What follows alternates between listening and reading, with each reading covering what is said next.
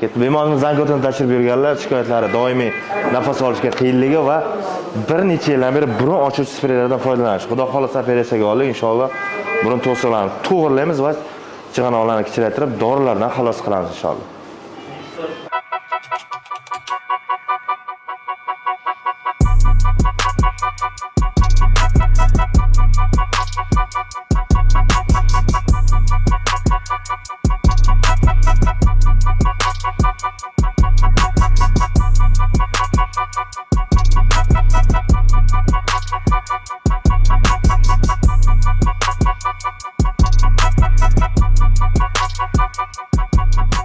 Bemorimiz mana burun to'siqlarini ko'rishingiz mumkin, qanchalik darajada tekis bo'ldi, xudo xolasa.